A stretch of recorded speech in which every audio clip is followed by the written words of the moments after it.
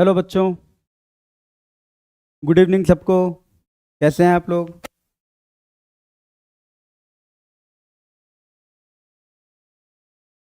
बोलिए भाई, शुरू करें। शुरू करें। नमस्ते नमस्ते बेटा। शुरू करते हैं, ठीक है। जय हिंद बेटा। चलिए शुरू करते हैं आज का क्लास। और आज के क्लास का ये है पहला क्वेश्चन। आज के क्लास का पहला क्वेश्चन, ध्यान से देखिए बोर्ड पे।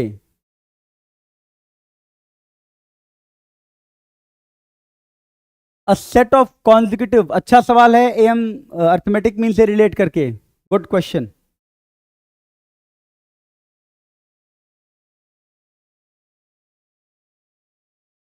अ set of consecutive positive integers, ठीक है, starting with one is written if one number is deleted, if one number is deleted except extreme numbers, and thus the arithmetic mean of the remaining number is found to be 10.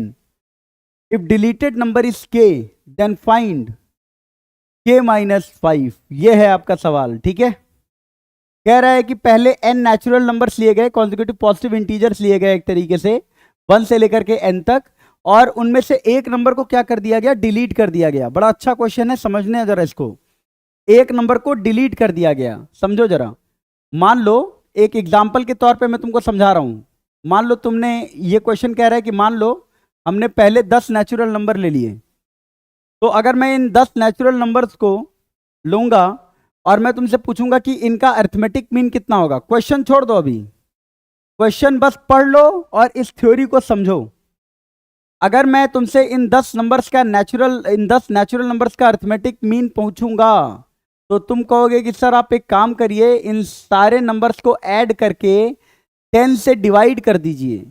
तो इसका जो arithmetic mean आएगा that will be 1 से लेकर के 10 तक का addition. कितना हो जाएगा? 10 इंटू 11 बाई 2 इंटू 10। कितना आ गया? देखिए 5.5 आ गया। ध्यान से समझिएगा जरा, ठीक है। स्ट्रक्चर की बात कर रहा हूं। अब हम करेंगे एक छोटा सा काम।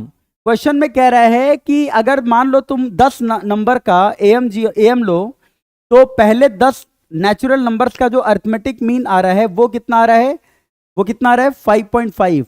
लेकिन अगर उसमें से तुमने कोई नंबर घटा दिया, अगर तुमने एक नंबर घटा दिया, तो मान लो जो तुमने एक नंबर घटाया वो लेट से अगर तुम 1 को घटा दो, मान लो 1 को घटा देते हैं, तो 1 को घटा देंगे तब जो इसका अरिथमेटिक मीन आएगा वो कितना आ जाएगा बताओ? 1 को हटा दिए तो ऊपर का जो सम होगा वो कितना हो जाएगा? 54, क्योंकि पहले 55 था, 1 को हटा दिए हैं तो सम 54 हो गया और नंबर कितना हो गया है? 9। तो अब जो अरिथमेटिक मीन आएगा वो कितना आ जाएगा? 6 आएगा, अगर तुम 1 को हटा दोगे तो। और सोचो, अगर तुम मैक्सिमम नंबर को हटा दोगे, मैक्सिमम नंबर को हटा दो, 10 को ही हटा दो, तो अगर तुम 10 को हटाओगे तो पहले 9 नेचुरल नंबर का सम जो आएगा वो कितना आएगा? 45 आएगा। और उसका जो अरिथमेटिक मीन आएगा पहले 9 नेचुरल नंबर का, अगर तुम 10 को हटा दोगे तो वो आएगा 45/9, यानी वो कितना आएगा? 5। मैं तुमको बताना क्या चाह रहा हूं जरा समझना। पहले जो अरिथमेटिक मीन आ रहा था जब हम किसी को हटा नहीं रहे थे, तो पहले 10 नेचुरल नंबर का जो अरिथमेटिक मीन आ रहा था वो क्या आ रहा था? बोलो। वो आ रहा था 5.5।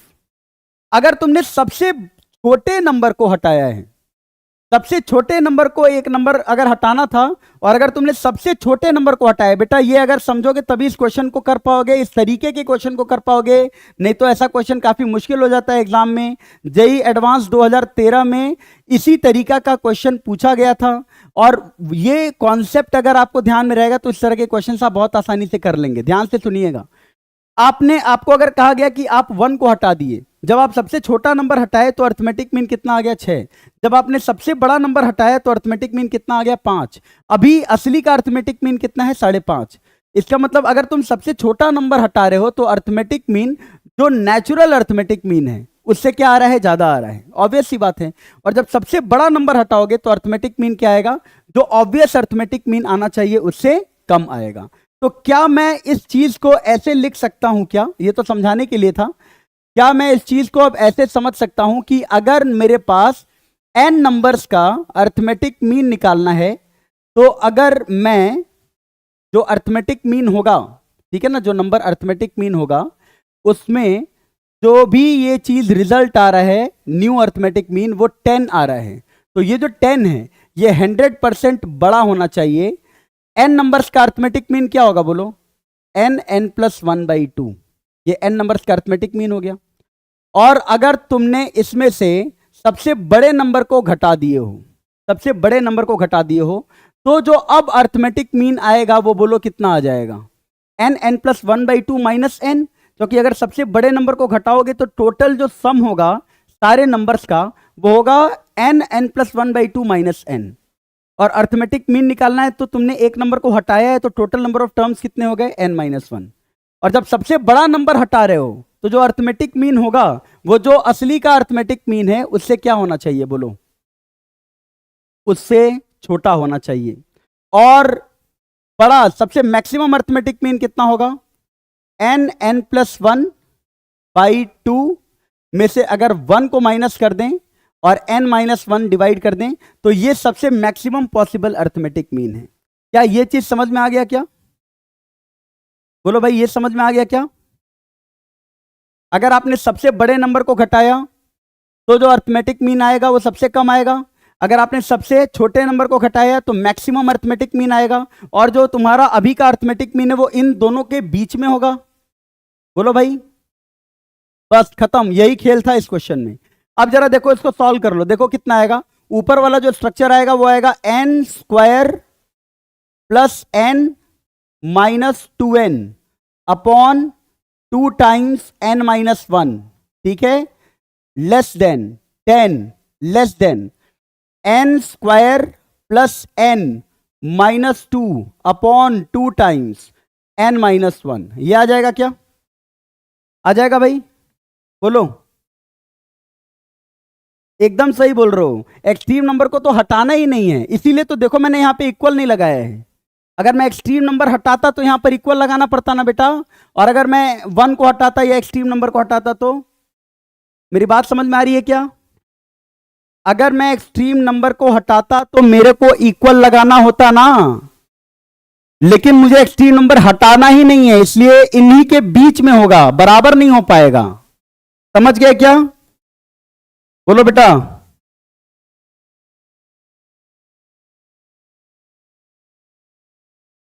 ठीक है, तो ये चीज हो जाएगी। अब जरा देखो इसका कैलकुलेशन कितना हो जाएगा, n² - n/2 टाइम्स n-1, और ये कितना हो जाएगा, n² + n-2 है, इसका फैक्टर रहेगा शायद n+2 और n-1/2 टाइम्स n-1, ये आ जाएगा, ठीक है ना। तो n-1 और n-1 देखो कैंसिल आउट हो जाएगा, n कॉमन लोगे तो यहां पर तो n सिर्फ बचेगा। इसका मतलब देखो यहां पर मैं लिख रहा हूं, यहां पर कितना आ गया, n/2 की जो वैल्यू है वो यहां से लेकर के, और ये वाला कितना बच रहा है देखो, n+2/2, n+2/2 के बीच में होगा, ठीक है, n+2/2 के बीच में। इसका मतलब इस वाले पार्ट को अगर हम देखेंगे तो कितना आ जाएगा, n should be less than 20, और इस पार्ट को अगर हम देखेंगे तो कितना आ जाएगा, n+2 should be greater than 20, यानी n should be greater than 18। तो n 20 से छोटा है और n 18 से बड़ा है, और n इंटीजर है, तो इसका मतलब n होगा कितना, 19। n कितना होगा, 19 हो जाएगा। आई बात समझ में? तो n की जो वैल्यू होगी वो किसके बराबर हो जाएगी, 19 के बराबर। ठीक है, मेरे ख्याल से आपको समझ में आ गया होगा ये क्वेश्चन, बोलिए। ठीक है, आगे बढ़ते हैं। ठीक है, ये देखो अब हम लोग चलते हैं ज्योमेट्रिक प्रोग्रेशन के तरफ, इसकी जो थ्योरी पार्ट है उसको थोड़ा जल्दी से खत्म करते हैं और कुछ अच्छे और इंपॉर्टेंट क्वेश्चंस के बारे में डिस्कशन करते हैं। तो ज्योमेट्रिक प्रोग्रेशन में सबसे पहले देखो, अगर 3 नंबर जीपी में है तो इसका मतलब उनका जो कॉमन रेशियो होता है वो बराबर होता है। इसका मतलब क्या हुआ, कॉमन रेशियो का क्या मतलब हुआ कि अगर मान लो फर्स्ट टर्म की मैं बात करूंगा तो फर्स्ट टर्म ए होगा, सेकेंड टर्म की बात करूंगा तो एक कॉमन रेशियो इसमें मल्टीप्लाई हो जाएगा, थर्ड टर्म की बात करूंगा तो इसमें एक और कॉमन रेशियो मल्टीप्लाई हो जाएगा और हर बार वो कांस्टेंट कॉमन रेशियो मल्टीप्लाई होगा तो वो कितना हो जाएगा ए आर स्क्वायर। और इसी तरीके से nth टर्म की अगर मैं बात करूंगा तो इसमें जो कॉमन रेशियो आएगा वो कितना आ जाएगा ए आर का पावर n-1, ये आ जाएगा। ठीक है, इसका मतलब क्या हो जाएगा कि मान लो मैं एक सीक्वेंस लिखता हूं 2 4 8 16 32। तो अगर मैं ये सीक्वेंस लिखता हूं 2 4 8 16 32 तो इसमें जो 2 होगा वो क्या होगा, फर्स्ट टर्म होगा, 4 क्या होगा, सेकंड टर्म होगा, और second term upon first term या फिर third term upon second term या फिर fourth term upon third term, यह कहलाता है कॉमन रेशियो। क्या कहलाता है, कॉमन रेशियो। ठीक है, अब जरा देखना, ये आ गया तुम्हारे पास कॉमन रेशियो। ठीक है, इसे कहते हैं पहला टर्म, और सेकंड और फर्स्ट का रेशियो या थर्ड और सेकंड का रेशियो या फोर्थ और थर्ड का रेशियो, उसे हम लोग क्या कहते हैं, कॉमन रेशियो। ठीक है, तो अगर हम जीपी देखेंगे तो जीपी के में पहले वाले टर्म को हम स्मॉल ए से डिनोट करते हैं और सेकंड टर्म को हम डिनोट करते हैं ए आर से। एक सेकेंड, वो नहीं आ रहा है ना, ऑप्शन नहीं आ रहा है कमेंट का, एक सेकेंड होल्ड करना।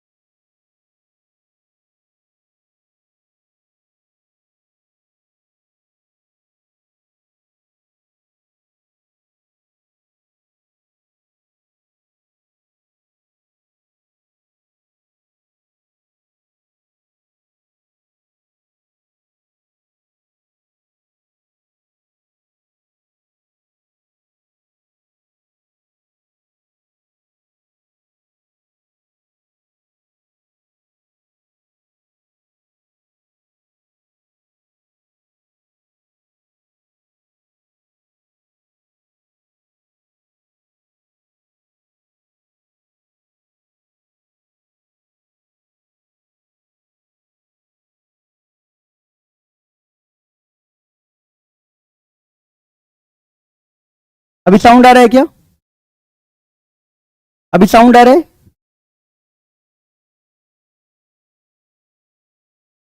अभी साउंड आ रहा है ना? ठीक, तो अब जरा देखना, अगर मैंने लगातार सेम टर्म्स को लिख दिया है तो इसमें जो कॉमन रेशियो होगा, ये इसको भी हम लोग जीपी कहेंगे, क्योंकि देखो इसमें भी जो कॉमन रेशियो है ना, इसमें भी जो कॉमन रेशियो है, इसमें भी जो कॉमन रेशियो है वो किसके बराबर है, 1 के बराबर है।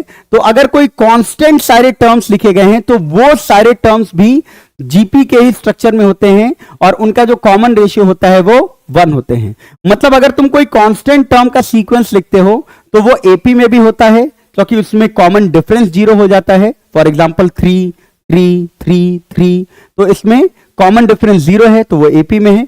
और अगर तुम इसी टर्म को, इसी सीक्वेंस को 3 3 3 3 इस तरह का कुछ भी है, उसको अगर हम लोग लिखेंगे तो इसमें कॉमन रेशियो जो है वो 1 के बराबर हो जाता है। ठीक है, तो ये जीपी का एक स्ट्रक्चर है जिसमें तुम्हें हमेशा याद रखना है कि मान लो अगर मैं तुमसे कभी भी जीपी में बोलूंगा कि बेटा फिफ्थ टर्म जीपी का क्या होगा, तो आपको डायरेक्टली फिफ्थ टर्म को क्या लिखना होगा, ए आर का पावर 4, बिना टेंशन के आपको फिफ्थ टर्म खट से ये लिख देना है। क्या लिख देना है, ए आर का पावर 4। मैंने तुमसे जीपी में पूछ दिया बेटा 10th टर्म ऑफ जीपी क्या होगा, तो डायरेक्टली लिख देना है तुमको ए आर का पावर 9। nth टर्म जीपी का क्या होगा, तो क्या लिख देना है, ए आर का पावर n-1। ठीक है, आइए चलिए, ये तो बेसिक सा थ्योरी था। ठीक है, इसको एक छोटा सा क्वेश्चन इस पर करते हैं। देखो 4 टर्म जीपी का दिया हुआ है, ये जीपी के टर्म्स दिए हुए हैं, ठीक है ना। 4 टर्म जीपी का दिया है 108, तो 4 टर्म कितना हो गया 108, यानी ए आर क्यूब की वैल्यू किसके बराबर है 108 के बराबर है। 7 टर्म जीपी का दिया है 2916, यानी ए आर का पावर 6 जो है बेटा वो है 2916। क्या तुमको समझ में यह बात आ गया कि अगर इन दोनों को ही डिवाइड कर दिया जाए, इन दोनों को ही डिवाइड कर दिया जाए तो तुमको बहुत आसानी से तुम्हें आर मिल जाएगा। ठीक है, क्या मिल जाएगा जरा देखो, दोनों का डिवीजन कितना हो जाएगा आर क्यूब हो जाएगा। क्या ए आर का power 6 divided by A R cube कितना हो जाएगा आर क्यूब हो जाएगा बेटा, बराबर कितना हो गया 2916 डिवाइडेड बाई 108। ठीक है ना, तो 27 में ये कैंसिल होगा, 27 में आएगा, 27 बन जा 27 और ये शायद 108 आ जाएगा और 27 में ये 4 टाइम्स आएगा, ये भी कैंसिल होकर के 27 आ जाएगा। तो आर क्यूब 27 है, तो आर की जो वैल्यू आ जाएगी वो कितनी आ जाएगी 3 के बराबर। अच्छा, अगर आर 3 आ गया तो तुम किसी भी एक इक्वेशन में वैल्यू पुट कर दो। For example A R cube, इसमें इसकी वैल्यू 108 है, आर की जगह 3 पुट कर दो तो 3 का पावर 3 हो जाएगा इक्वल्स टू 108। इसका मतलब एक बात बताओ, यहां से ए की वैल्यू किसके बराबर आ गई 4 के बराबर आ गई। तो तुमको अपने जीपी के सीक्वेंस में आर भी पता चल गया और ए भी पता चल गया। तो अब क्वेश्चन में बोल रहा है कि पहला, दूसरा, तीसरा और चौथा टर्म का सम बताओ। तो बताओ इन चारों टर्म्स का जो सम होगा वो होगा ए आर स्क्वायर और ए आर क्यूब। कितना हो जाएगा, ए कॉमन ले लो, 1 plus r square plus r cube. ठीक है, ए की जगह लिख लो 4 और 1 प्लस आर की जगह 3 लिख लो, 3 स्क्वायर 3 क्यूब। कितना हो जाएगा 27 और 9 36 और 3 39 और 1 40 इंटू 4 कितना हो जाएगा आंसर 160। तो ये एक बड़ा बेसिक सा क्वेश्चन हम लोगों ने देखा।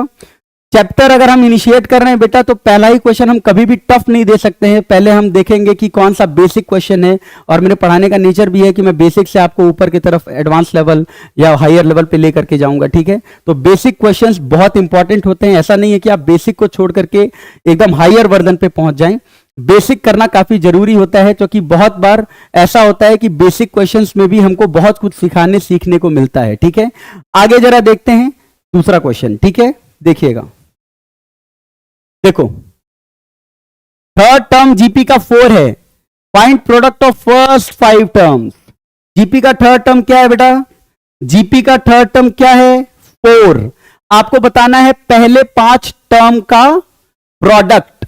तो बेटा यहां देखो थर्ड टर्म जीपी का 4 है ना, थर्ड टर्म जीपी का 4 है और तुमको बताना है पहले 5 टर्म्स के प्रोडक्ट की वैल्यू।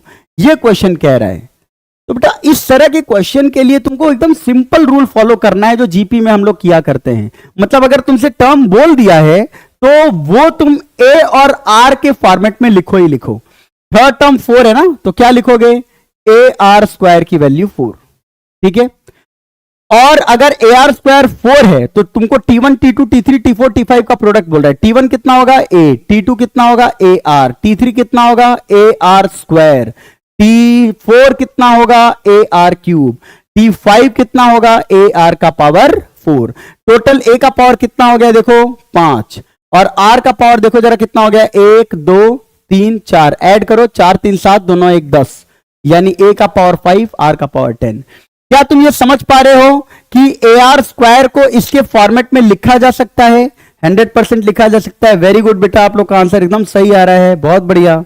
कितना आ जाएगा जरा देखो, तो इसे मैं लिख दूंगा ए आर स्क्वायर का पावर 5। ठीक है ना, ए आर स्क्वायर का पावर 5। ए आर स्क्वायर कितना है बेटा 4 है, तो 4 का पावर 5 हो जाएगा और 4 का पावर 5 जो आप बोल रहे हो वही होता है, दैट इज 1024। बोलिए 1024। क्लियर है, आगे बढ़े, चलिए आगे बढ़ते हैं। और अब कुछ ठीक ठाक क्वेश्चन करते हैं। This is the PYQ of JEE mains. ये PYQ है जेई मेंस का हाल फिलहाल में।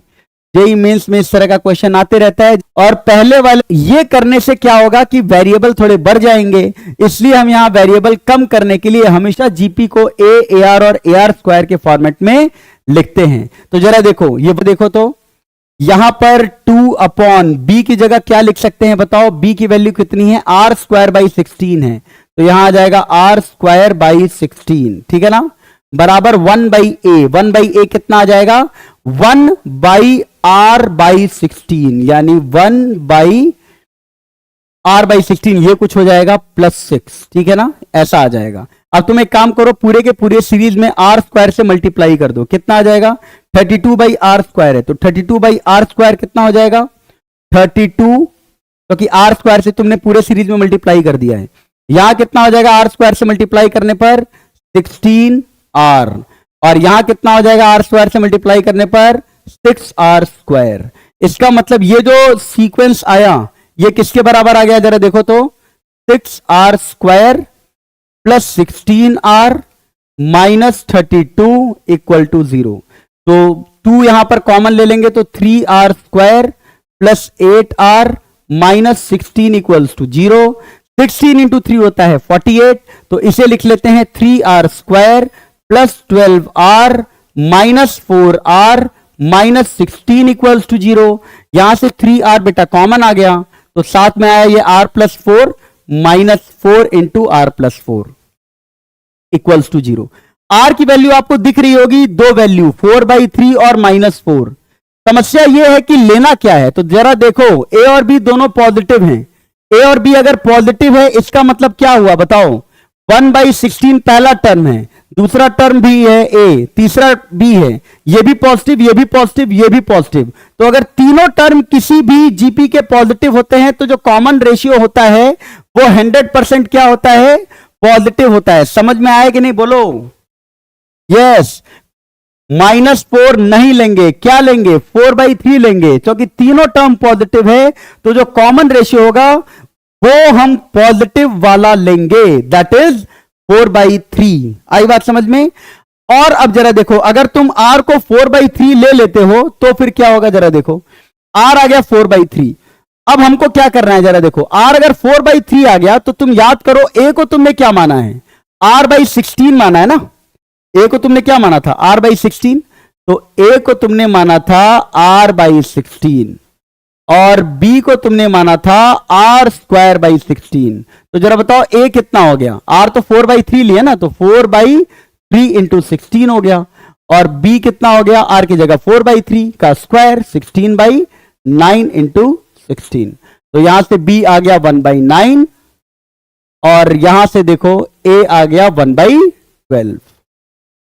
ठीक है, तो हमको शायद a और b ही बताना था। देखो क्या बताना था, हमको बताना था 72 टाइम्स a प्लस बी। ए और बी अलग अलग आ गया, तो 72 टाइम्स a प्लस बी आ जाएगा कि नहीं? बोलो भैया, आ जाएगा?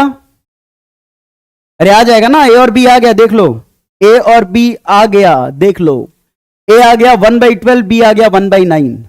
तो 72 टाइम्स ए प्लस बी निकाल लेना, निकाल ही लेते हैं। चलो 72 1/12 प्लस 1/9, ठीक है, सॉल्व कर लेंगे इसे। ठीक है ना, कितना आ जाएगा? 72, यहां पर एलसीएम कितना आ जाएगा इसका? शायद 36 एलसीएम में आएगा, और यहां आएगा कितना? 3 + 8 आ जाएगा। ठीक है ना, अरे बोलो, ठीक है, कैलकुलेशन देख लेना तुम लोग। ठीक है, आगे चलते हैं। देखो नेक्स्ट, नेक्स्ट क्वेश्चन है, ये भी एक इंपॉर्टेंट सवाल है, एक बार इसे अटेम्प्ट करो। इंपॉर्टेंट क्वेश्चन है, एक बार 2 मिनट इस क्वेश्चन को दो, 2-3 मिनट दो, सोचो। मैंने तुमको क्या बताया? एपी और जीपी का सीक्वेंस अगर आएगा तो आप हमेशा जीपी के सीक्वेंस को मानना, एपी के सीक्वेंस को मत मानना, उससे थोड़ा सा कैलकुलेशन कम होता है। जैसे एपी और जीपी आ गया तो जीपी के टर्म्स को मानो और उसको फिर एपी में यूज कर लो। ठीक है, तो एक बार जरा अटेम्प्ट करके देखो तो।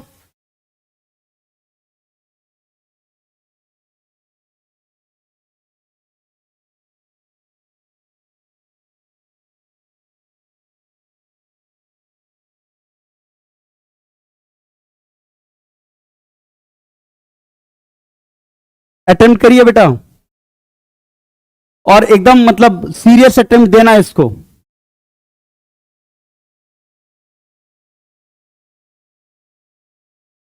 Third and fourth term of AP are increased by 3 and 8 respectively, then the four terms forms a GP. Find sum of first four terms of AP और second term of GP। दोनों पूछ रहा है, हालांकि कोई भी एक बता दो, तुमको तो बस टर्म बता देना है कि कौन कौन से हैं, ठीक है, और कुछ नहीं बताना है।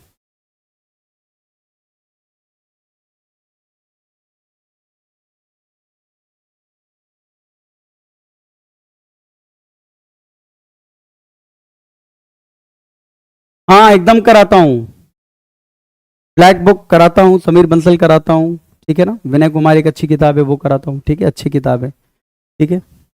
चलो भाई,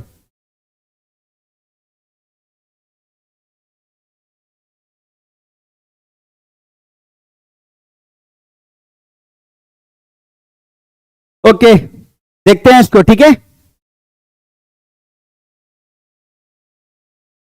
देखते हैं बेटा, 12th का बेटा क्लास शुरू होगा उसके बाद बताएंगे, ठीक है। देखिएगा इधर, if third and fourth term of arithmetic sequence are increase by 3 and 8, जरा देखना ध्यान से, थर्ड और फोर्थ टर्म है ना, एपी के 4 टर्म्स है बेटा, एपी के 4 टर्म्स है ना, एपी के 4 टर्म्स है, जिसमें थर्ड और फोर्थ टर्म को 3 और 8 से इंक्रीज कर दिया गया है, ठीक है ना। तो जो 4 टर्म्स हैं वो जीपी में आ गए हैं, ठीक है ना, तो इसके बाद 4 टर्म्स जीपी में आ गए हैं, ठीक है। तो मान लो मैं एक काम करता हूं, मैं जीपी के पहले 4 टर्म को लिख ले रहा हूं, बहुत ध्यान से देखना कैसे सोचा जा रहा है, मैं हमेशा जीपी को पहले लिखना चाहता हूं, तो जरा देखो मैं जीपी के 4 टर्म्स को लिख लेता हूं। क्या लिखूंगा जीपी के 4 टर्म्स को? A R square A R cube, बोलो समझ में आया क्या? ये जीपी के 4 टर्म्स हो गए, बोलो, ठीक है। अब जरा देखना, अगर ये जीपी के 4 टर्म्स हैं तो अब मैं जा रहा हूं एपी बनाने। एपी में कह रहा है कि एपी में जो भी जीपी बना है उससे 3 क्या किया गया, इंक्रीज करने के बाद से जीपी बना गया। थर्ड टर्म को 3 बढ़ाया गया उसके बाद जीपी बन रहा है, फोर्थ टर्म को 8 बढ़ाया गया उसके बाद जीपी बन रहा है। इसका मतलब क्या हुआ कि जो सीक्वेंस जीपी एपी का होगा वो होगा ए आर, ध्यान से देखना, ए आर स्क्वायर -3 और ए आर क्यूब -8। बोलो ये हो गए एपी के टर्म्स, समझ में आया कि नहीं? बोलो, ये हो गया एपी के टर्म्स, वेरी गुड, समझ में आया कि नहीं? सही बोल रहे हो हर्ष। ये हो गए 4 टर्म्स एपी के, ए आर स्क्वायर -3 और ए आर क्यूब -8। क्योंकि देखो इसमें अगर अब तुम 3 बढ़ाओगे तो देखो ए आर स्क्वायर हो जाएगा, इसमें तुम 8 बढ़ाए तो क्या हो गया, ए आर क्यूब हो गया।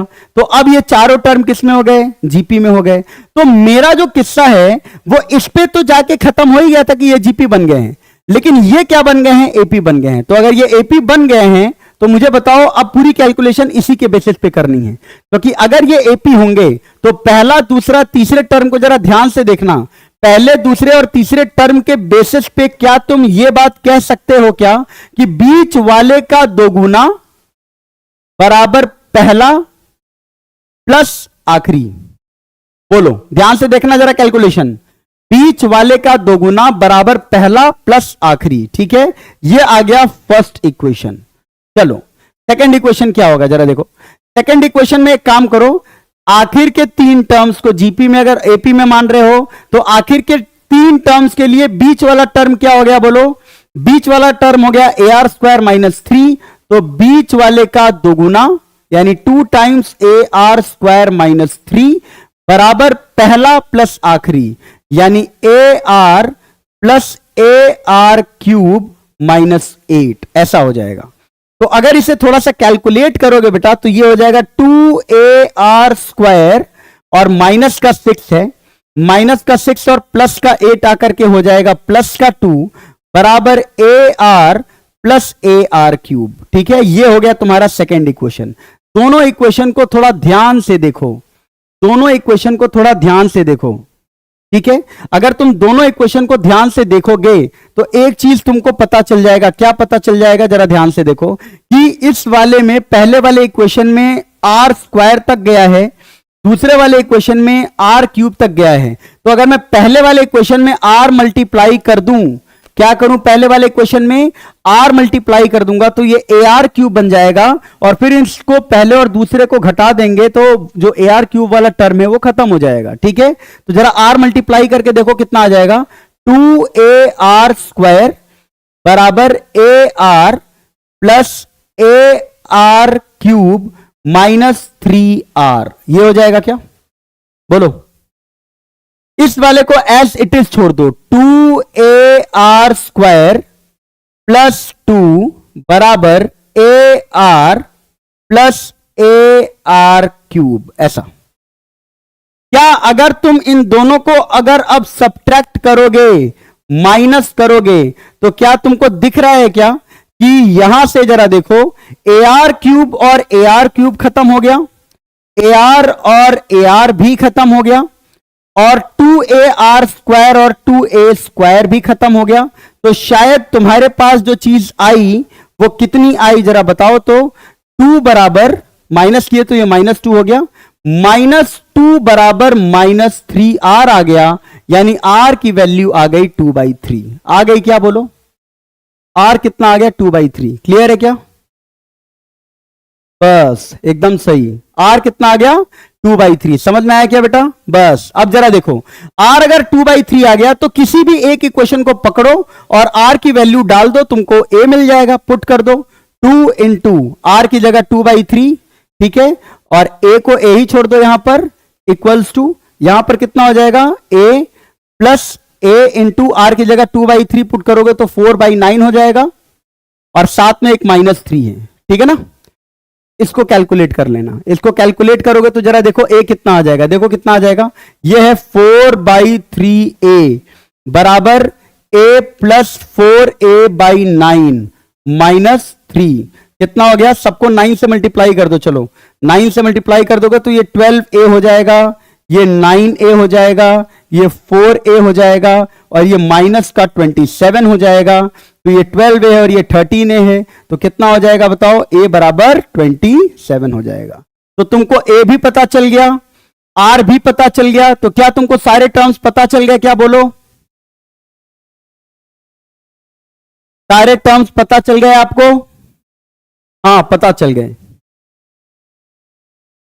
बोलो बोलो भाई, सारे टर्म्स पता चल गए, ओके। चलिए समझ में आया कैसे करना है बेटा, इंपॉर्टेंट है। अगर आप एपी को लेकर के करेंगे ना तो थोड़ा कैलकुलेटिव होगा, लेकिन जीपी को लेकर के अगर चलेंगे तो ये 100% होगा कि आपका आंसर आएगा, और कैलकुलेशन इंटेंसिव भी थोड़ा कम रहेगा। जेई के पेपर में जितना कम कैलकुलेशन करेंगे ना, आपका थोड़ा दिमाग ज्यादा ठंडा रहेगा, ज्यादा क्वेश्चन आप कर पाएंगे, ठीक है। तो आप वो मेथड को हमेशा अप्लाई करने की कोशिश करिए जिसमें कैलकुलेशन कम रहे, तो वो तब होगा जब आप ज्यादा प्रैक्टिस करेंगे। आ रही है बात समझ में, मैथ्स में ऐसा कोई तरीका नहीं है कि आपको अचानक से दिमाग में आने लगेगा, आपको 100% अपना 100% एफर्ट देना होगा, अच्छे क्वेश्चन सॉल्व करने होंगे, बेसिक से अच्छे क्वेश्चन सॉल्व करने होंगे, तब जाकर के प्रैक्टिस बहुत अच्छे से करने होंगे। एक चैप्टर में 20-30 सवाल लगाने से काम नहीं बनेगा, कम से कम एक चैप्टर में 50 एवरेज टाइप के क्वेश्चंस और 30 से 40 एकदम बढ़िया टाइप के क्वेश्चंस अगर आप करेंगे तो फिर आपका कॉन्फिडेंस लेवल होगा, और जेई के पेपर में मैथ्स में नंबर तभी अच्छा आ पाएगा। ठीक है क्या, ठीक है, बोलो, हाँ बेटा आ जाएगा उसी से। आगे बात करते हैं, जरा देखो आगे का,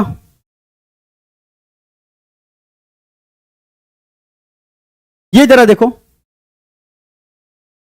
इस क्वेश्चन को देखो, हाँ बेटा कराएंगे, ये देख लो, in an increasing GP. Increasing GP का मतलब क्या होता है बेटा, इंक्रीजिंग जीपी का मतलब होता है कि मान लो ये तुमको लिखा हुआ टर्म है A R square A R cube, तो इंक्रीजिंग जीपी तब होगा जब किसी भी जीपी का कॉमन रेशियो 1 से बड़ा हो। दिमाग में डाल लेना इस बात को, इंक्रीजिंग जीपी तब होता है जब जीपी का कॉमन रेशियो क्या हो, 1 से बड़ा हो। तो जीपी कैसा होगा, इंक्रीजिंग होगा, क्योंकि अगर आर 1 से बड़ा होगा तो ये वाला टर्म होगा ए से बड़ा, देखो इससे बड़ा हो गया, आर स्क्वायर और बड़ा हो जाएगा, आर क्यूब और बड़ा हो जाएगा, तो इस तरह से जीपी क्या कर रहा है, बढ़ रहा है। तो कभी भी इंक्रीजिंग जीपी आए तो आर को हमको क्या लेना है, हमेशा ग्रेटर देन 1, ठीक है। तो इसका मतलब क्या हुआ, जरा देखो, इसका मतलब यह हुआ, इसका मतलब यह हुआ कि इंक्रीजिंग जीपी से सिर्फ हमको यह पता चला कि जो हम आर लेंगे उसमें कॉमन रेशियो क्या होना चाहिए, 1 से बड़ा। आई बात समझ में। अब जरा देखिएगा, sum of second and six term is 25/2। Second और सिक्स टर्म का जो सम है वो 25/2 है बेटा। तो जरा बताओ सेकेंड टर्म क्या हो जाएगा, AR हो जाएगा, और सिक्स टर्म क्या हो जाएगा, AR का पावर 5, और इनका जो सम है वो कितना है, 25/2 है, ठीक है। And product of third and fifth term, third और फिफ्थ टर्म का जो प्रोडक्ट है वो कितना है, 25 है। तो थर्ड टर्म क्या है बेटा, AR², और फिफ्थ टर्म क्या है, AR का पावर 4। ध्यान से सुनते रहना, इसकी वैल्यू किसके बराबर आ गई, 25। थर्ड और फिफ्थ टर्म का प्रोडक्ट है 25। यहां से देखो बेटा क्या आ गया, A² R का पावर 6 बराबर 25, यानी AR³ जो है उसकी वैल्यू किसके बराबर आ जाएगी, 5 के बराबर आ जाएगी। बोलो सही बात है कि नहीं, उसकी वैल्यू किसके बराबर आ जाएगी, 5 के बराबर आ जाएगी। हो सकता है तुम कहो कि AR³ की वैल्यू हम -5 भी रख सकते हैं, AR³ की वैल्यू आप -5 भी रख सकते हैं, ठीक है। लेकिन दिक्कत क्या है, जरा देखो कि अगर AR³ की वैल्यू हम 5 रखेंगे तो आगे जरा देखो क्या कह रहा है, ये वाला जो पार्ट है उसको जरा ध्यान से देखो। यहां से क्या आ जाएगा, AR प्लस AR का पावर 5 कितना है, 25/2 है ना। तो अगर AR कॉमन ले लोगे तो कितना आ जाएगा, ये 1 प्लस R का पावर 4, इसकी वैल्यू कितनी आ जाएगी, 25/2, ठीक है।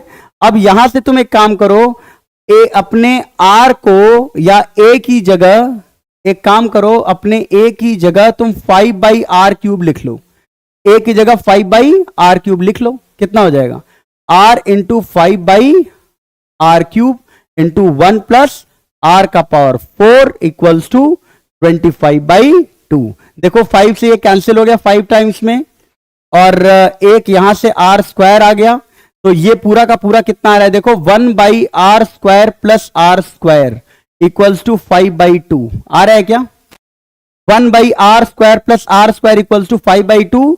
सॉल्व करोगे तो R² आ जाएगा 2, बोलो आएगा क्या, R² कितना आ जाएगा, 2 आएगा, तभी तो 2 प्लस 1/2 5/2 आ रहा है। बोलो R² की वैल्यू कितनी है,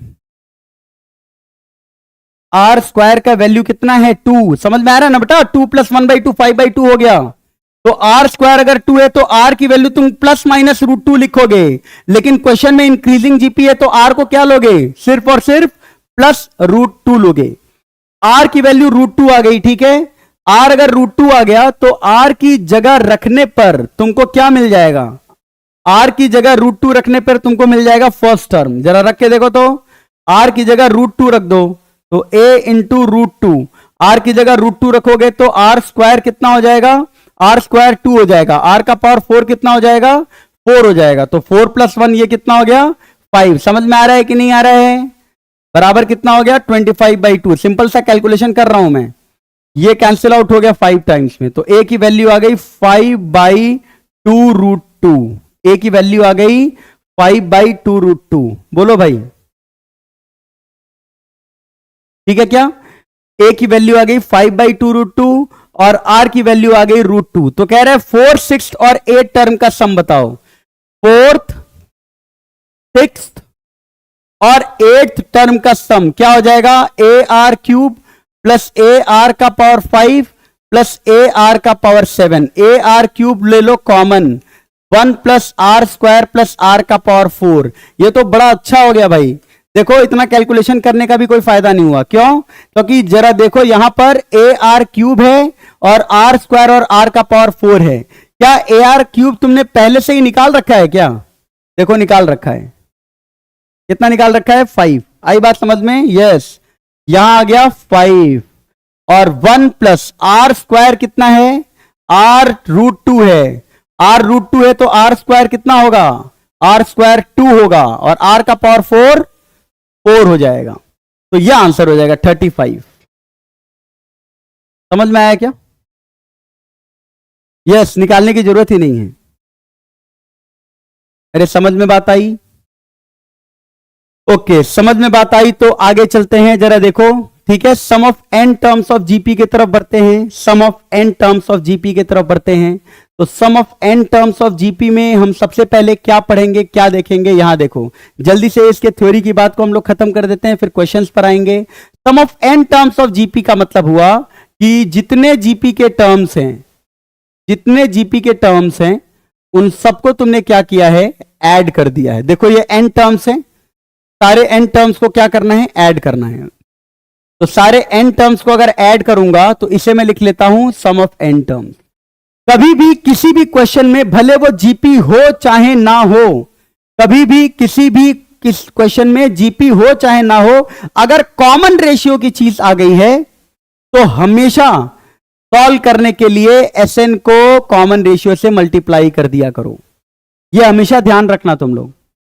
अच्छा, मैं एक बात और बोल रहा हूं, आगे जाकर के कुछ, क्योंकि इसमें से बहुत सारे ऐसे बच्चे होंगे कि आप ये देख लो कि बहुत सारे ऐसे इसमें से बच्चे होंगे 100% जो एजीपी पढ़ चुके होंगे, जो और भी बहुत सारा सीक्वेंस पढ़ चुके होंगे, लेकिन अगर उसमें भी अगर ऐसा हो रहा है कि कॉमन रेशियो आ रहा है, क्योंकि एजीपी में भी कॉमन रेशियो आएगा, आगे जाकर के देखोगे, ठीक है, और भी बहुत जगह कॉमन रेशियो आएगा। तो किसी भी क्वेश्चन में अगर कॉमन रेशियो आ जाएगा कुछ भी, तो हमेशा उस सीरीज में कॉमन रेशियो मल्टीप्लाई करके आंसर निकालना। अभी देखना, आज मैं क्वेश्चन कराऊंगा जो बहुत टिपिकल होंगे, लेकिन कॉमन रेशियो देखते ही आपको एसएन और इसी से रिलेट करके एक और सीरीज एसएन का लिखना होगा और कॉमन रेशियो मल्टीप्लाई करके पूरा सीरीज लिख देना होगा। देखो, अगर तुमने इस एसएन में आर मल्टीप्लाई किया तो पहले वाले टर्म में ए और आर मल्टीप्लाई होकर के क्या हो जाएगा, ए आर और आर में मल्टीप्लाई होकर के क्या हो जाएगा, A R square, A R cube में, और ए आर स्क्वायर और आर में मल्टीप्लाई होकर के क्या हो जाएगा, ए आर क्यूब, ठीक है ना। और यहां के पहले वाला टर्म है ए आर का पावर एन माइनस 2, उसमें भी आर मल्टीप्लाई करोगे क्या हो जाएगा, ए आर का पावर एन माइनस 1, और लास्ट में आएगा इसमें जब आर मल्टीप्लाई होगा तो ए आर का पावर एन। अब इन दोनों ही सीक्वेंस को आप क्या करो, सब्ट्रैक्ट कर दो, खत्म। देखो क्या आ जाएगा बेटा, एस एन कॉमन, साथ में 1 माइनस आर, ये देखो पूरा कैंसिल हो गया। कौन बचा, पहला और आखिरी। पहला क्या है, ए है, आखिरी क्या है, ए आर का पावर एन है। इसका मतलब एस एन हो कितना गया, एस एन हो गया ए 1 माइनस आर का पावर एन, तो एस एन कितना हो गया, ए 1 माइनस आर का power n upon 1 minus R. Sum of n term of GP किसके बराबर आ गया, ए 1 माइनस आर का power n upon 1 minus R. आई बात समझ में क्या, प्लीज क्लियर है बेटा, अरे पक्की बात है ना। यह फॉर्मूला तब वैलिड है जब आर की वैल्यू 1 नहीं है, 1 हो जाएगी तो 0/0 हो जाएगा, इनडिटर्मिनेट हो गया। इसलिए अगर किसी का आर 1 होगा, किसी का आर 1 होगा तो sum of n term of GP तो डायरेक्टली निकाल लोगे यार, क्योंकि तो अगर आर 1 हो जाएगा तो सारे टर्म क्या हो जाएंगे, सेम हो जाएंगे, तो सारे टर्म क्या हो जाएंगे, ए हो जाएंगे, तो सारे का सम क्या हो जाएगा, बोलो एन ए हो जाएगा।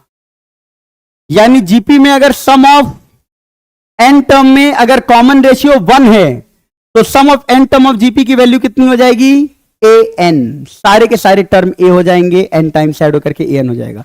और अगर आर 1 के बराबर नहीं है तो सम का फॉर्मूला क्या है, ए इंटू 1 माइनस आर का power n upon 1 minus r. ठीक है, चलिए ये बेसिक सी चीज थी, हम लोग आगे बढ़ते हैं इसको लेकर के। अब जरा देखो, सवाल ये है कि अगर इनफाइनाइट टर्म्स होंगे तो क्या होगा। अगर इनफाइनाइट टर्म्स होंगे तो तुम ये बात मानते हो क्या कि इनफाइनाइट टर्म्स अगर होंगे तो आर क्या जो होता है मॉडुलस, वो हमेशा क्या होना चाहिए, 1 से छोटा होना चाहिए। आर का मॉडुलस 1 से छोटा होना चाहिए, जहां आर नॉट इक्वल्स टू 0 होगा। ठीक है, हमेशा ध्यान रखना कि इनफाइनाइट जीपी के सीक्वेंस में मॉड आर लेस देन 1 होना चाहिए। और जेई ने इस पर सवाल पूछ दिया था जिसमें बच्चे आर लेस देन 1 लेकर के टहल रहे थे, आंसर गलत आ गया था। जीपी में अगर तुम्हारा इनफाइनाइट टर्म ऑफ जीपी का यूज कर रहे हो तो मॉड आर की वैल्यू 1 से छोटी होनी चाहिए, आर की वैल्यू सिर्फ 1 से छोटी नहीं होनी चाहिए। ठीक है, ध्यान रखना। और अगर आर की वैल्यू तुम 1 से छोटा ले लोगे तो तुम्हारा जो सम ऑफ एन टर्म निकला है वो निकला है ए इंटू 1 माइनस आर का power n upon 1 minus r. अब एक बात बताओ, अगर आर का मॉड 1 से छोटा है और इनफाइनाइट टर्म निकाल रहे हो, इसका मतलब तो ये हुआ ना कि n जो है वो इंफिनिटी की तरफ अटेम्प्ट हो रहा है। तो बताओ r का पावर n कहां की तरफ जाएगा, r का पावर n 0 की तरफ जाएगा क्या, क्योंकि r तो -1 से 1 के बीच में है। तो -1 से 1 के बीच का अगर पावर n कर दोगे बेटा तो वैल्यू 0 की तरफ जाएगी क्या, -1 से 1 के बीच का कोई भी नंबर लो और उसका पावर इंफिनिटी करो। फॉर एग्जाम्पल 0.5 ले लो और उसका पावर इंफिनिटी करो, कितना आएगा? 0 आएगा। समझ में बात आई? तो यहां से पता चल गया कि r का पावर n 0 होगा। तो ये देख लो, sum of infinite terms of GP कितना हो जाएगा? बोलो। ये तो 0 हो गया, तो ये आ गया a/1 - r। बोलो सही बात है कि नहीं? यानी इनफाइनाइट टर्म ऑफ जीपी में सिर्फ और सिर्फ दो ही चीज का ध्यान रखना होता है। क्या क्या ध्यान में रखना होता है? बोलो। एक तो ए का ध्यान रखना होता है which is the first term, और एक कॉमन रेशियो ऑफ जीपी का ध्यान में रखना होता है which is the common ratio of the GP. और एक बहुत इंटरेस्टिंग चीज जिस पर क्वेश्चन भी जेई में आ चुका है, ब्लैक बुक में भी एक बहुत अच्छा क्वेश्चन है इससे रिलेट करके, और वो क्या है जरा बताओ? मॉड आर की वैल्यू 1 से छोटी। जीपी इनफाइनाइट होने के लिए जो मॉड आर होगा कॉमन रेशियो का, वो 1 से क्या होना चाहिए? छोटा होगा। बेटा बैच स्टार्ट हो जाएगा कुछ दिनों में, ठीक है? बैच आप लोग का स्टार्ट हो जाएगा, ठीक है? चलो भाई, चलो चलो आगे देखते हैं, ठीक है? ओके, एक बेसिक सा क्वेश्चन कर लेते हैं ताकि आपको थोड़ा सा और क्रिस्टल क्लियर कॉन्सेप्ट हो जाए। ये इनफाइनाइट जीपी का सम है, आपको बताना है इसके इनफाइनाइट टर्म्स का सम कितना होगा। तो क्या तुमको दिख रहा है कि ये इनफाइनाइट जीपी है? एकदम दिख रहा है बेटा, क्योंकि पहला टर्म तुम ध्यान से देखो 10 दिख रहा है, कॉमन रेशियो तुमको दिख रहा है 5/10 यानी कि 1/2। तो बताओ इनफाइनाइट टर्म का सम कितना हो जाएगा? a/1 - r, 10/1 - 1/2 कितना आ गया? 20 आ गया। ठीक है, डायरेक्ट कर लिए, ठीक है ना? आगे बढ़े, बहुत बेसिक सा क्वेश्चन था ये तो, ठीक है? आगे बढ़ते हैं, ठीक है? चलो इस क्वेश्चन को देखते हैं। 2 का पावर 1, 4 का पावर 1/4, 8 का पावर 1/12, 16 का पावर 1/32। तो इनफाइनाइट टर्म तक प्रोडक्ट किया जाए तो वैल्यू क्या होगा? इनफाइनाइट टर्म का प्रोडक्ट किया जाए तो वैल्यू क्या होगा? बोलिए बोलिए बोलिए। क्या आपको ऐसा नहीं लगता है कि इस क्वेश्चन में सबका बेस सेम कर दिया जाए? जीवन आसान हो जाएगा, मजा आएगा आपको, कैलकुलेशन आसान हो जाएगा ना? बोलो। तो अगर तुमने यहां 2 का पावर 1 ही रखा, इसको भी 2 के पावर में कन्वर्ट कर दिया, तो 2 का पावर कितना हो गया? 2/4 यानी 1/2। इसको भी 2 के पावर में कन्वर्ट कर लो तो 2 का पावर कितना हो गया? 8 है, 2 का पावर 3, तो 2 का पावर 3/12 कितना होता है? 1/4। इसको भी 2 के पावर में कन्वर्ट कर लो तो 2 का पावर कितना हो गया बेटा? 4/32। 4/32 कितना होता है? 1/8। यानी ओवरऑल देखो ऐसे ही आगे टर्म चलते जा रहा है और इनका पावर हो जा रहा है 1 + 1/2 + 1/4 + 1/8 + dot dot dot dot dot infinity. बोलो हो रहा है कि नहीं हो रहा है? हो रहा है। और अगर ये हो रहा है तो क्या तुमको ये दिख गया कि ये जो सारे टर्म्स लिखे हुए हैं वो किस में है? बोलो। ये जो सारे टर्म्स लिखे हुए हैं वो जीपी में हैं। तो अगर जीपी में है तो इसका सम कितना होगा? What is the infinite term sum of this? क्या? 1/1 - कॉमन रेशियो 1/2 है बेटा, second term divided by first term कितना आ गया बेटा? 2 आ गया। तो आंसर क्या आ गया? 2। और ये सारा मिला करके कितना है? 2। तो 2 का पावर 2 कितना हो गया? 4। समझ में बात आई कि नहीं?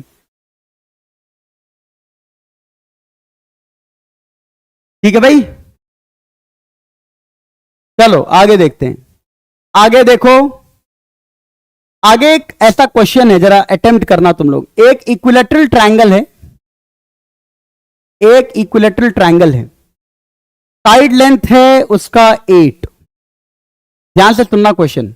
एक इक्विलेटरल ट्रायंगल है, साइड लेंथ उसका 8 है, उसके मिड पॉइंट से, तीनों के मिड पॉइंट को ज्वाइन करके एक और इक्विलेटरल ट्रायंगल बनाया गया। समझ में आ रहा है बात मेरा? एक इक्विलेटरल ट्रायंगल है, ठीक है?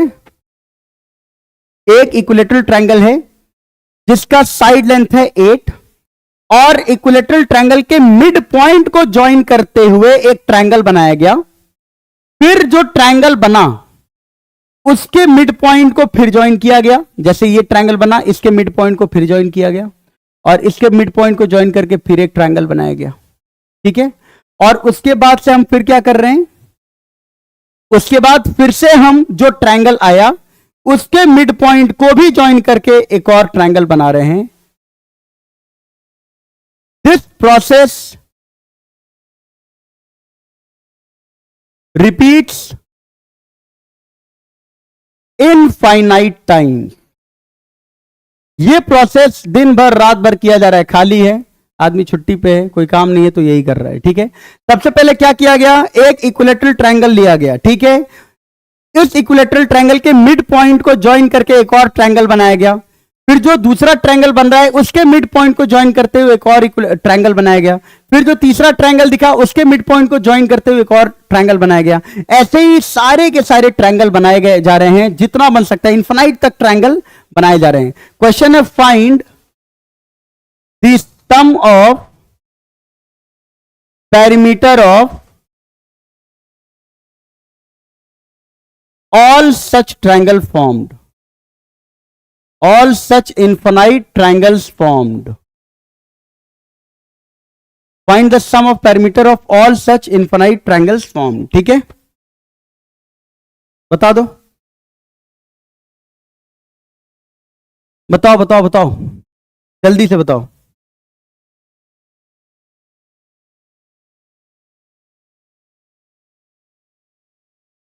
हाँ भाई बता दो, बताओ, फिर अच्छे क्वेश्चंस को यहां अटेम्प्ट किया जाए।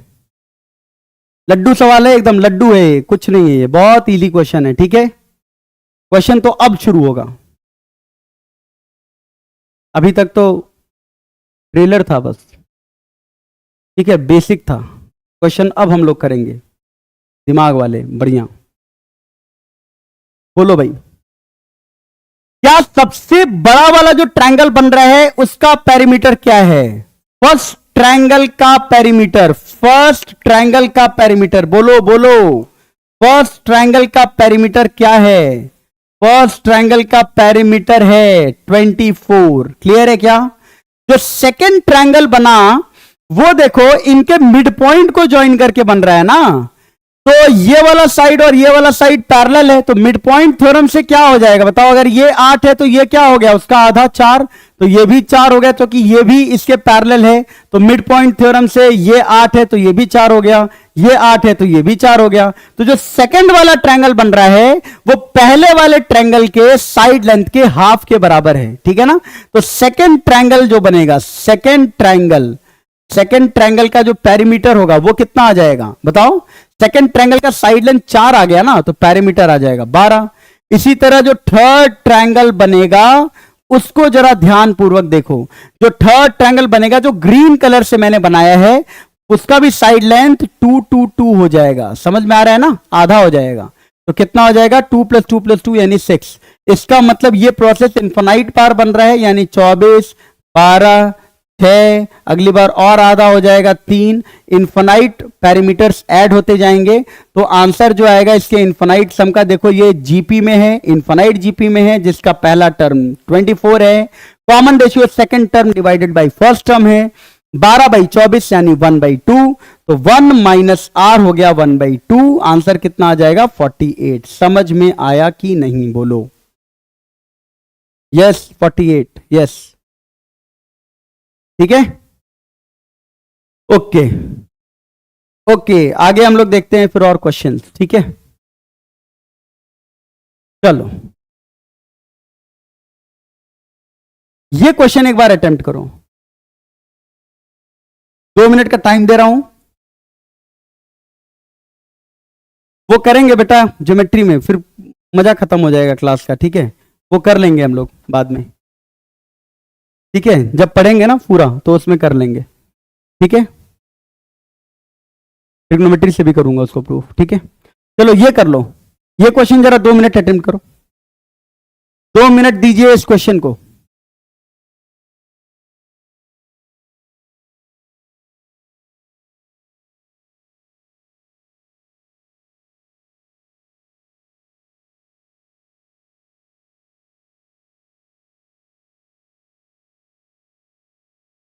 क्वेश्चन ध्यान से पढ़ना भाई, क्या हो रहा है समझो।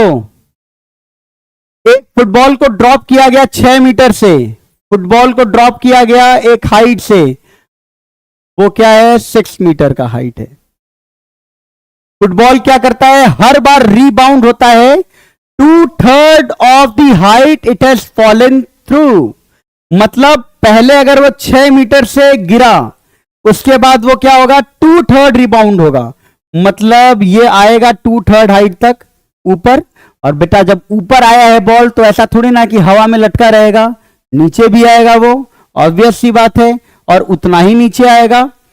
जब वो फिर नीचे आया, ऊपर जा करके फिर जब वो नीचे आ रहा है, उसके बाद फिर वो क्या होगा, 2/3 फिर रिबाउंड करेगा अपने प्रीवियस हाइट के, और फिर वो नीचे आ जाएगा। ये 2/3 ऊपर गया, फिर 2/3 नीचे आया, और ये प्रोसेस जो है ऐसे करते करते करते करते इनफाइनाइट टाइम्स तक रिपीट होगा। वो कभी ना कभी बॉल जाकर के जमीन में टच हो जाएगा। तो बताना है कि बॉल ने टोटल कितना डिस्टेंस ट्रेवल किया। तो एक बात बताओ, टोटल डिस्टेंस ट्रेवल करने के लिए पहले तो तुमने उस बॉल को 6 मीटर नीचे फेंका, तो 6 ऐड कर दो। फिर हर प्रक्रिया 2-2 बार हो रही है, क्योंकि 6 मीटर फेंकने के बाद से बॉल ऊपर आई, फिर बॉल नीचे गई, फिर ऊपर आई 2/3, फिर नीचे गई, फिर ऊपर आई, फिर नीचे गई। तो ये जो हाइट है ये 2-2 बार हो रहा है ना। एक बार जितना ऊपर आया उतना ही नीचे गया, एक बार जितना ऊपर आया उतना ही नीचे गया। इसका मतलब क्या हो रहा होगा जरा बताओ। अब तुमको 2 टाइम्स क्या करना पड़ेगा बताओ, 6 × 2/3 करना पड़ेगा। अगली बार कितना हुआ होगा, जो 6 × 2/3 तुमने किया, 6 × 2/3, इस पहले पोर्शन की मैं बात कर रहा हूं। अब 6 × 2/3 का 2/3 होगा, क्योंकि इसके हाइट जो कि ये 6 × 2/3 है, उसमें फिर ये वाला क्या हो रहा है, 6 × 2/3 और एक और 2/3, अपने प्रीवियस हाइट से भी 2/3 नीचे गया है। तो अगली बार फिर 6 × 2/3 का पावर 2 करना पड़ा होगा, क्योंकि इसमें फिर 2/3 मल्टीप्लाई करना होगा, और अगली बार इसमें 2/3 मल्टीप्लाई करना होगा। ये 6 × 2/3 का होल स्क्वायर था, फिर रिबाउंड फिर 2/3 टाइम्स हुआ है अपने इस वाले हाइट के, तो 2/3 इसमें और मल्टीप्लाई कर दो, 6 × 2/3 का होल क्यूब। और यही प्रोसेस इनफाइनाइट बार रिपीट हो रहा है। बोलो सही बात है कि नहीं, बोलो बोलो भाई, ठीक है।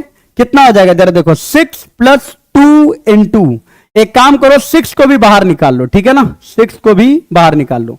तो ये कितना आ गया जरा देखो, 2/3 + 2/3 का होल स्क्वायर + 2/3 का होल क्यूब, और ये इनफाइनाइट टर्म्स तक का सम कितना आ गया जरा देखो बेटा, 6 + 12 × इनफाइनाइट टर्म्स तक का सम कितना हो गया, ए कितना है 2/3 है, अपॉन 1 माइनस आर कितना है 2/3 है। समझ में आया कि नहीं आप लोग को, कितना हो गया बेटा, 6 + 12 × 2/3 अपॉन 1/3 कितना हो जाएगा, 2 हो जाएगा।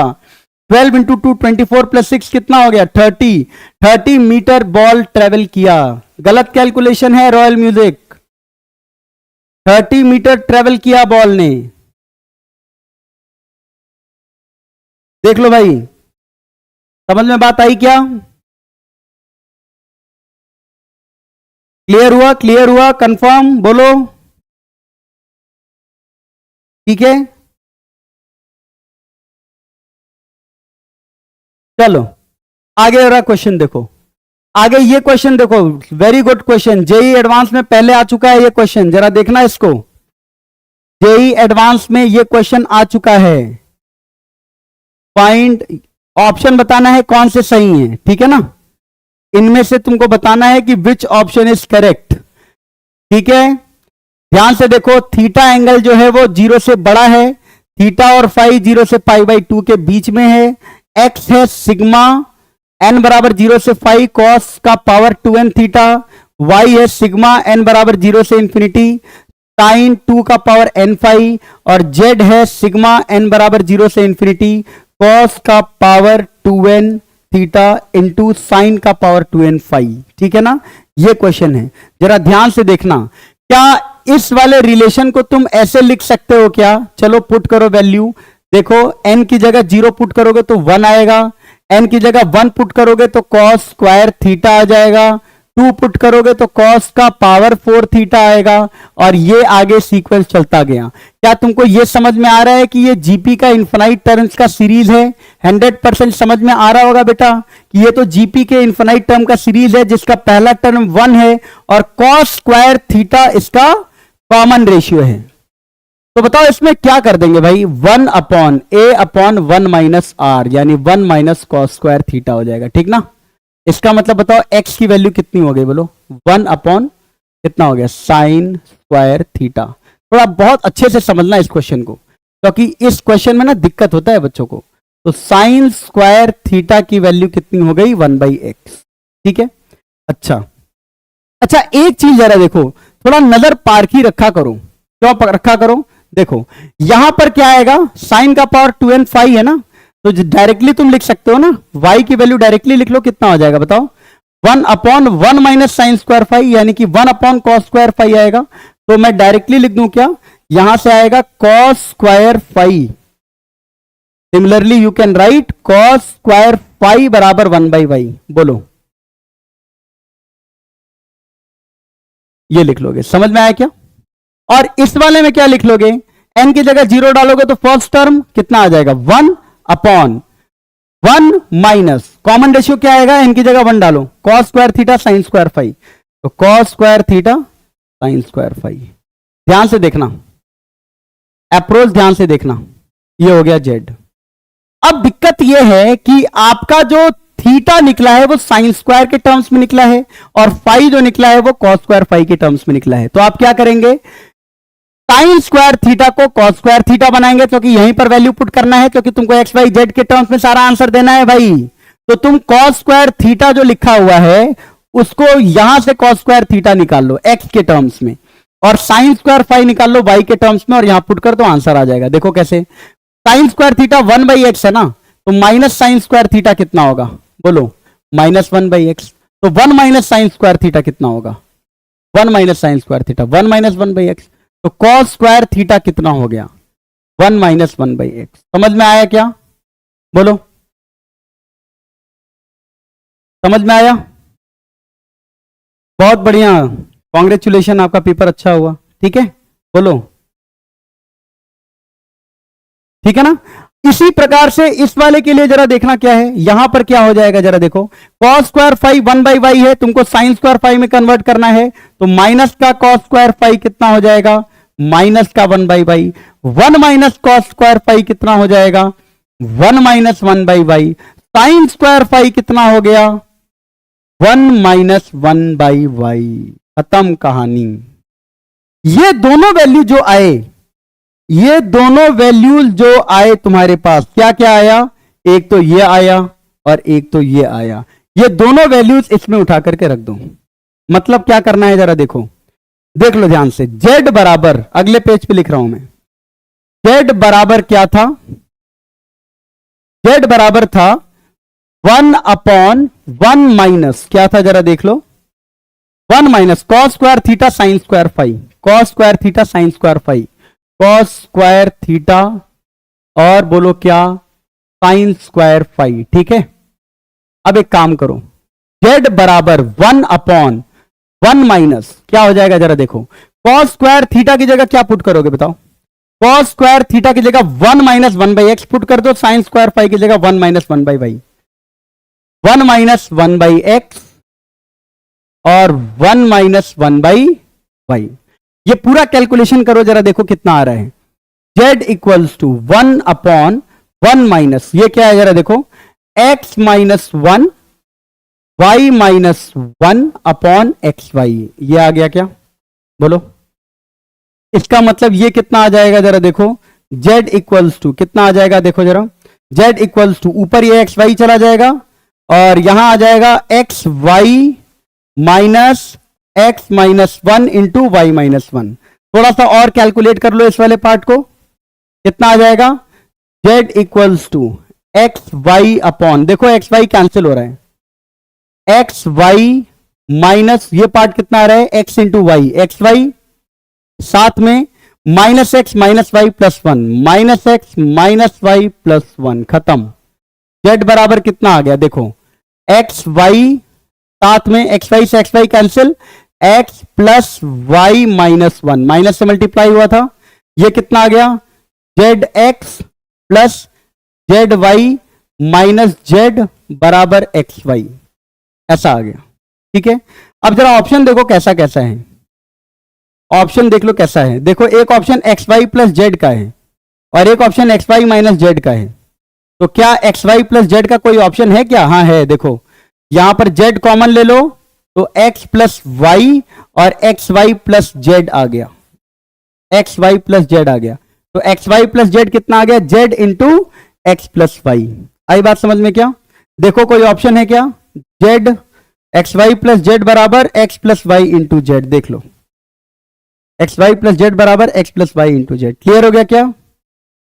बोलो, ठीक है ना? ठीक है, आगे आगे क्वेश्चन देखो भाई, देखो आगे आगे क्वेश्चन देखो। कई बार एक ऐसा सीक्वेंस आता है जिसमें टर्म्स डायरेक्टली रिपीट मोड पे चलते हैं, जैसे यहां पर चल रहे हैं, ठीक है? टर्म्स डायरेक्टली रिपीट मोड पे चलते हैं और उनको ऐड करना होता है। इसी तरह का एक क्वेश्चन जेईई एडवांस 2023 में भी आया है, ठीक है? ठीक है ना? इसी तरह का एक क्वेश्चन इस बार, काफी अच्छा क्वेश्चन था वो, जेईई एडवांस 2023 में आया है। सेम कॉन्सेप्ट लगता है, थोड़ा सा उसमें और सोचना था, और उस तरह का क्वेश्चन मैंने क्लास में कराया भी था, जो मेरा बैच था, और भगवान की दया से उस टाइप का क्वेश्चन आ भी गया था एडवांस में, ठीक है? जरा देखो, find sum of 7 plus 7.7 plus 7.77 up to n terms, इसका सम बताना है। जब कभी भी रिपीट मोड के क्वेश्चंस आए, एक ही नंबर बार बार रिपीट हो रहा है, ठीक है ना, जैसे यहां पर रिपीट हो रहा है, तो जो रिपीट होता है उसको तुम कॉमन ले लिया करो। जैसे कि मैंने ले लिया, क्या ले लिया, 7 ही कॉमन ले लिया। 7 कॉमन ले लिया तो यहां 1 आ गया, यहां कितना आ गया 1.1, यहां कितना आ गया 1.11।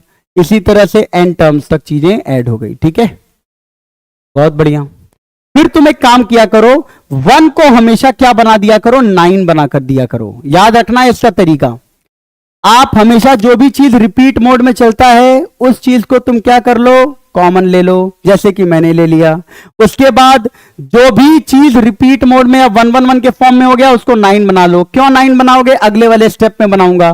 तो 9 बनाने के लिए देखो मैंने 9 से डिवाइड किया, तो 9 से मल्टीप्लाई भी कर लो यार। क्यों कर रहे हैं अभी तुमको पता चल जाएगा, ठीक है बेटा? ये तुमने कर लिया। अब जरा देखो, अब तुम एक काम करोगे, ये जो 9 बना है ना, इसको हमेशा 10 के स्ट्रक्चर में लिख लो। क्या लिख लोगे बोलो, 10 के फॉर्मेट में लिख लो, 10 माइनस 1। 9.9 को क्या लिखोगे, 10 माइनस 0.1। 9.99 को क्या लिखोगे, 10 माइनस 0.01। और इसे तुम ऐड करोगे अप टू n टर्म्स। बोलो, कोई दिक्कत वाली बात तो नहीं है?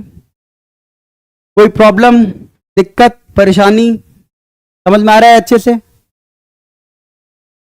हाँ, कैलकुलस लेंगे। अब जरा देखो ये कितना हो जाएगा, 7/9।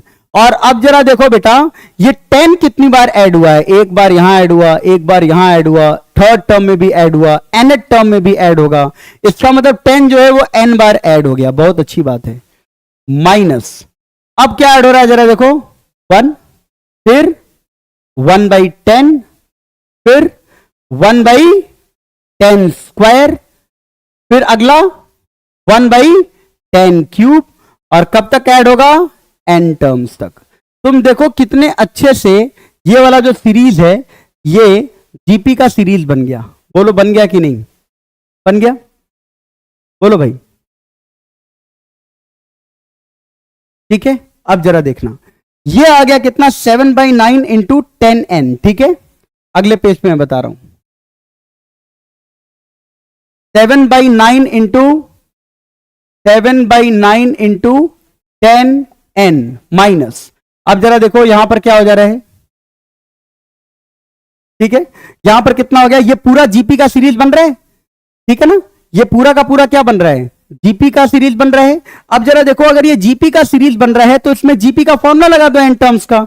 उस एन टर्म में पहला वाला टर्म क्या है, 1, और कॉमन रेशियो कितना है, 1/10। बस फॉर्मूला लगा दो, देखो कितना आएगा। जीपी का फॉर्मूला लगाओ जिसमें फर्स्ट टर्म है 1 और कॉमन रेशियो है 1/10, यानी 1 माइनस आर का पावर n। आर कितना है, 1/10 है, का power n upon 1 minus 1/10, 1 minus 1/10, ये आ जाएगा। इसको थोड़ा और अच्छे से लिख लो, 7/9 इंटू 10n माइनस 1 माइनस 1/10 का पावर n अपॉन ये कितना हो गया जरा देखो तो, ये हो गया शायद 9/10, 9 यहां आ गया और 10 यहां आ गया, ये पूरा का पूरा इसका आंसर।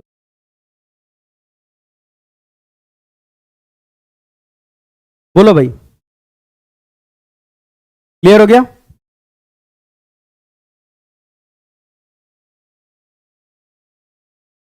क्लियर हो गया बेटा?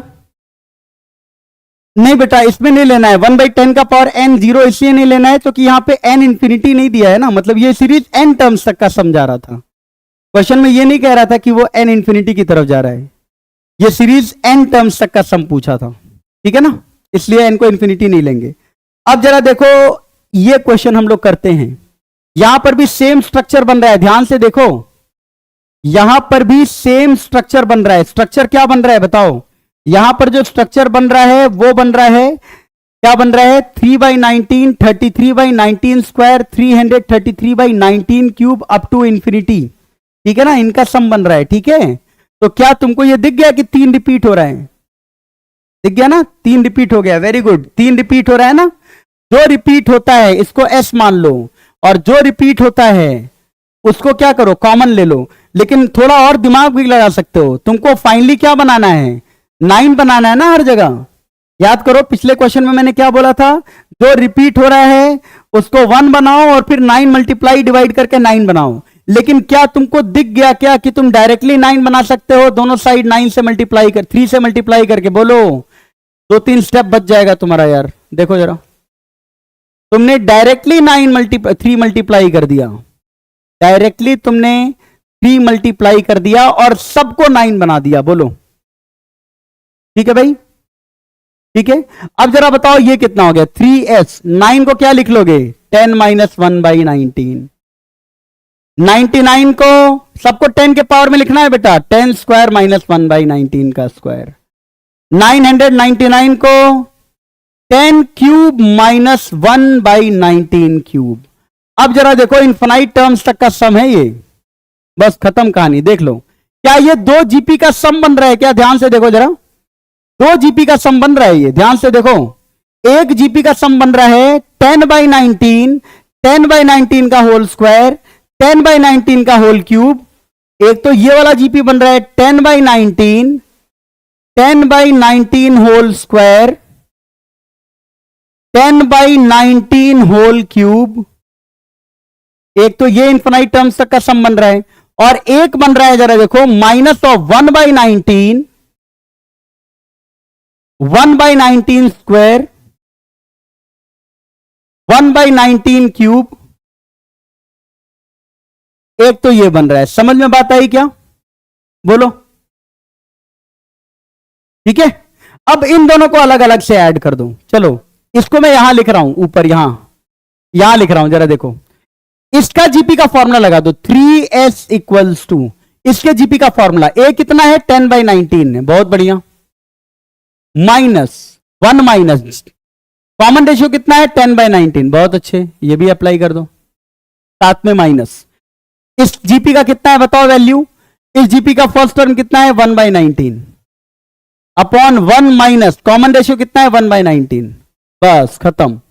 कैलकुलेट करो, 3s इक्वल्स टू 10/19 और ये हो गया 9/19, 10/19 और ये है 9/19, कितना हो गया? 10/9, ये कितना हो गया? 1/19 और ये हो गया 18/19, ये 1/19 है और ये 18/19 है, कितना हो गया बेटा? 1/18 हो गया। तो 3s कितना हो गया देखो, 10/9 यानी कि 20/18, और ये है 1/18, तो 20/18 माइनस 1/18 कितना हुआ? 19/18। तो जरा बताओ s कितना हो गया? 19/54। आई होप तुमको समझ में आया होगा।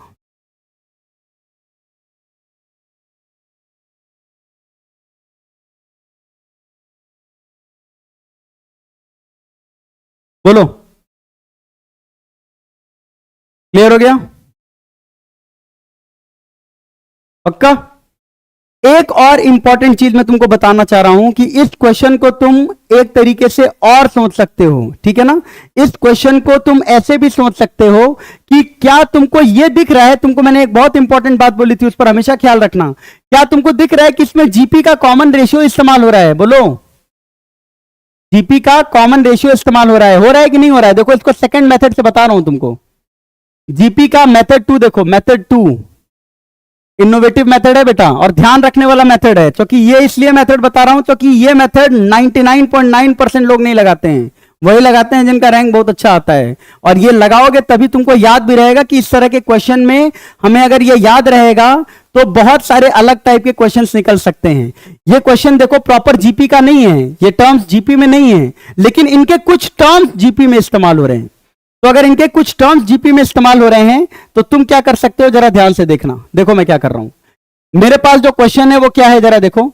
मेरे पास क्वेश्चन है 3/19, 33/19 स्क्वायर, 3/19, ध्यान से देखना, 33/19 स्क्वायर, 333/19 क्यूब, है ना। देखो ये एस है। मैंने क्या बोला था कि कभी भी कॉमन रेशियो जैसी चीज आ जाए तो हमेशा कॉमन रेशियो के स्ट्रक्चर में चीजों को लिख लो। बताओ इसमें कॉमन रेशियो क्या दिख रहा है? 333, 333 से कंफ्यूज मत होना, सिर्फ कॉमन रेशियो देखो। तो कॉमन रेशियो क्या हो गया? 1/19, 1/19 स्क्वायर, 1/19 क्यूब, दिख रहा है ना। तो कितना हो गया कॉमन रेशियो? 1/19। उसको हमेशा एस में मल्टीप्लाई कर दो, कॉमन रेशियो को, s/19 हो गया। अब तुम एक काम करो, जब इसमें 19 मल्टीप्लाई करोगे तो कितना आ जाएगा? 3/19 इंटू 1/19, 3/19 स्क्वायर। ये वाला कितना आ जाएगा? 33/19 स्क्वायर इंटू 1/19, कितना आ जाएगा?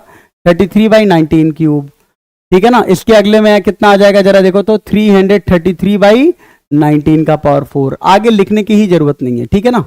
दोनों को सब्ट्रैक्ट कर लो, दोनों को सब्ट्रैक्ट कर लो। s माइनस s/19 कितना आ गया? 18s/19। और इस साइड कितना आ गया जरा देखो? 3/19। और ये कितना आ गया? माइनस किया ना तुमने, तो 30/19 स्क्वायर, 30/19 स्क्वायर। अगला कितना आ गया? 300/19 क्यूब, ठीक है ना। क्या ये इन्फिनाइट जीपी तक पहुंच गया? और ये देखो ध्यान से देखो भाई, ये इन्फिनाइट जीपी लिखा हुआ है, डायरेक्टली कैलकुलेट कर लो। 18s/19, और एक काम करो, 3 a कितना है इसका? 3/19 है, अपॉन 1 माइनस आर कितना है? Second term divided by first term, तो 30/19 स्क्वायर डिवाइडेड बाई 3/19 कितना आएगा? शायद 10/19 आ जाएगा। 10/19 कितना आ जाएगा जरा देखो? 18s/19 इक्वल्स टू 3/19, और ये 9/19 हो गया, यानी ये हो गया। s कितना आ गया जरा देखो, ये कितना आ गया? 1/3, तो s कितना आ गया? 19/54। s कितना आ गया? 19/50। देखो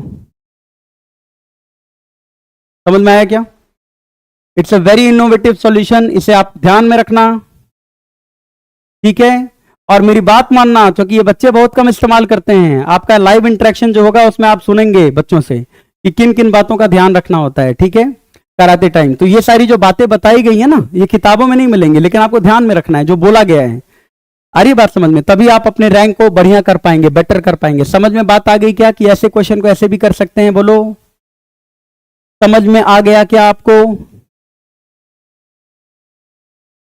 बोलिए बोलिए,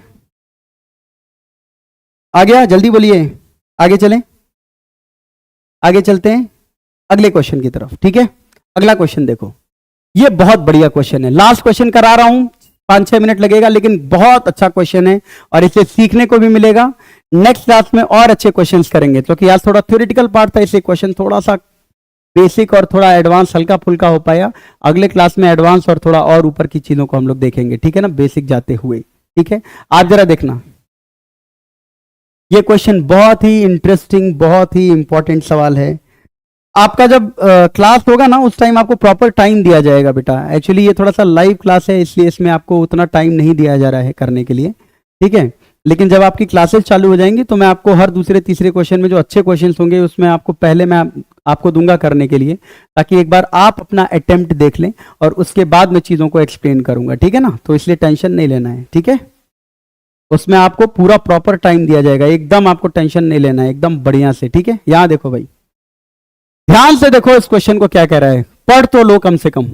AR1 square AR2 square are two different infinite GP of positive numbers with the same first term. Obviously दोनों के terms first term same है, बहुत बढ़िया. The sum of first series is R1, बहुत अच्छे. And second series का जो sum है वो R2 है, इस बहुत बहुत बढ़िया. और दोनों का जो difference है वो 1/2 है. कह रहा है कि 16A की वैल्यू बताओ. समझ गए क्या? समझ गए होगे. कट से करते हैं, बताओ पहले वाले का जीपी का सम क्या होगा? पहले वाले का जीपी का सम क्या होगा? A/1 - R1, और इसका सम क्वेश्चन में दिया है R1. बोलो सही बात है क्या बेटा? आ जाएंगे बस, अब कुछ दिन में आप लोग का बैच शुरू होगा. ठीक है, कुछ दिन में बैच शुरू होगा आप लोग का. ठीक है, A/1 - R1 ये पहले जीपी का सम है क्या? इनफाइनाइट टर्म्स का. और इसका सम क्वेश्चन में कितना दिया है? देखो देखो देखो देखो कितना दिया है. Sum of first series is R1.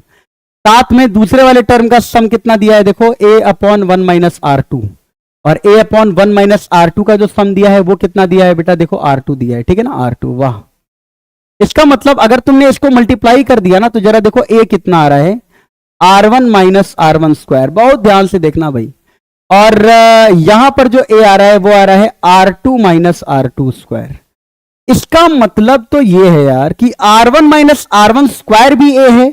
और एक देखना बहुत इंपॉर्टेंट स्टेप हम लोग लिखने जा रहे हैं, R2 - R2 स्क्वायर भी A है.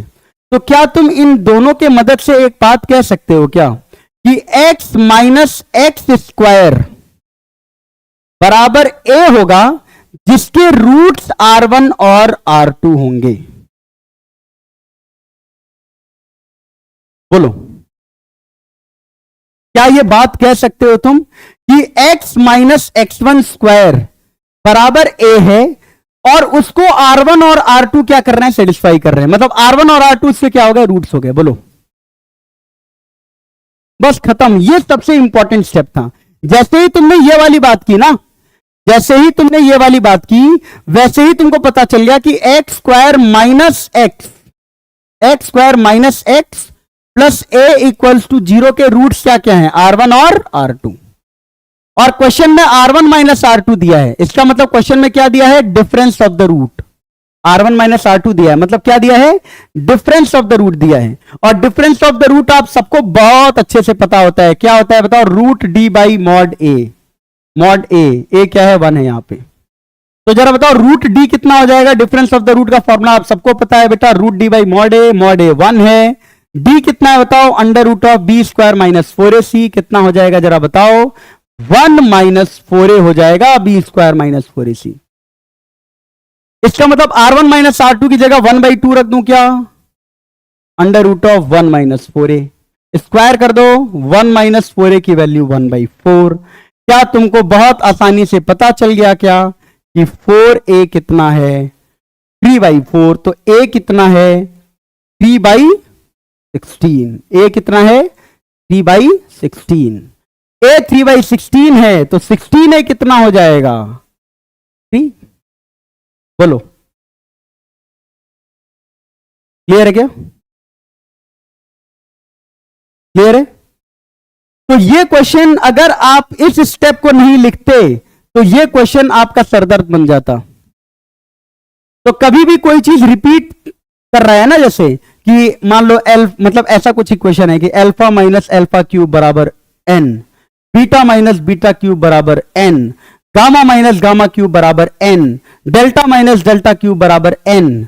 Alpha beta gamma delta real number है तो तुरंत लिख लेना है. अरे इसका तो ये मतलब है कि अल्फा माइनस अल्फा क्यूब बराबर n है, बीटा माइनस बीटा क्यूब बराबर n है, गामा माइनस गामा क्यूब भी n है. इसका मतलब x minus x cube minus n equals to 0 के रूट्स हैं अल्फा बीटा गामा. बोलो समझ में आया कि नहीं?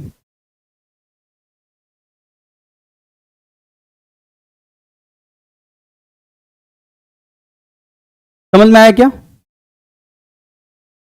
ठीक है, चलो तो ठीक है, कल हम लोग और अच्छे क्वेश्चंस के साथ मिलेंगे. और अब थोड़ा सा और अच्छा क्वेश्चन होगा क्योंकि जीपी का जो बेसिक टाइप का फंडामेंटल चीज था वो मैंने क्लियर कर दिया था. प्रॉपर्टीज ऑफ जीपी के बाद कुछ और इनोवेटिव टाइप के क्वेश्चंस देखेंगे कल. ठीक है ना, कुछ अच्छी जगह से कुछ अच्छे प्रॉब्लम्स देखेंगे, कुछ अच्छे टेस्ट सीरीज के प्रॉब्लम्स देखेंगे. ठीक है, तो हम देखेंगे उसको कल. ये सीक्वेंस बेटा चलेगा एक दो तीन दिन और. ठीक है, उसके बाद से फिर आप लोग का जो मेन क्लास है वो स्टार्ट हो जाएगा. ठीक है, तो फिर इसको यहीं पे बंद कर देते हैं और अगले क्लास में हम कुछ और अच्छे इनोवेटिव क्वेश्चन के साथ नए टॉपिक के साथ मिलेंगे। Thank you, good night.